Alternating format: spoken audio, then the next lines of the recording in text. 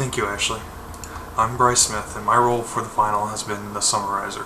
What I did was I took all the information from the researchers and summarized it into a demo CBT that you can, or computer-based training that you can present to a healthcare provider to give them an idea of what the training would entail and allow them to customize it from there on to better fit their situation. I also created that CBT framework. What is a CBT, you ask? It's computer-based computer-based training. Computer-based training, which involves the use of a computer or network computer for the delivery and access of training programs. They can be synchronous or asynchronous, as well as online, web-based, mobile, and allow for distance learning. What this does is open up the flexibility for the company to host it centrally and allow all their satellite locations to access the same training, or put it on individual computers in a classroom, whatever would fit their needs. There are multiple benefits to using a CBT. One of them is they can be cost effective, while the initial cost of a CBT can be quite high depending on how professional you get with it. Once it's created, it's done. And then you can use it to train your entire staff or a few people and regain that cost pretty quickly. It also save you some travel time. You wouldn't have to ship your people out to your main hospital or whatever for training. You can send the CBT to your satellite locations and save a lot of travel time and hotel costs. It works with the adult population. It actively engages the student, allows them to read through, go back. They don't have to keep interrupting the instructor if they miss something, things like that. And they can run it at their own pace. It also reduces your resource requirements. You can have one trainer train a whole classroom of twice as many people as they would normally be able to train, due to the fact that the students would have a self-paced training mechanism and would only have to interrupt the instructor for a question or something based off the CBT.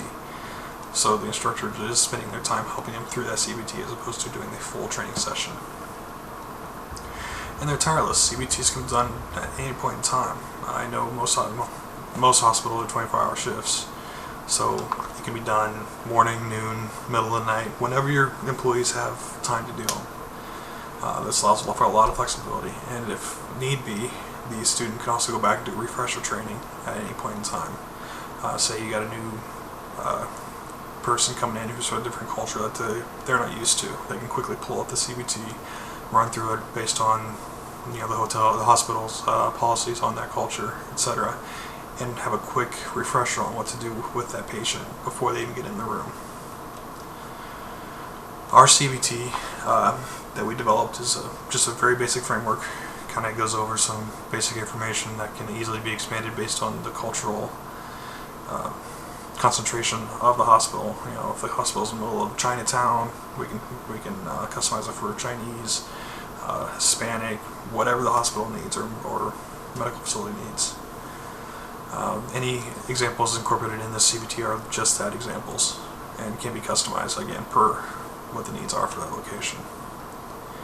The first part is just an overview, explains what cultural competent healthcare is, explains the need for training and the benefits of training. Part 2 gets down into the overview, or gets down into the actual cultural training, misperceptions that are held with that culture, language barriers with that culture, what they might be, any social barriers involved with that culture, stuff like that.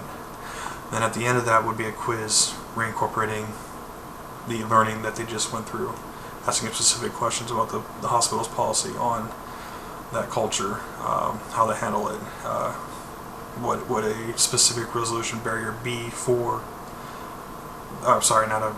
what would a resolution for the barrier be for barrier like communication, bringing an interpreter, what have you. And then train them on how to train the patient on proper health care that their culture may not necessarily allow, but try to inform them what can happen if they do not follow proper healthcare techniques. And now, off to Elise to do the conclusion for our presentation.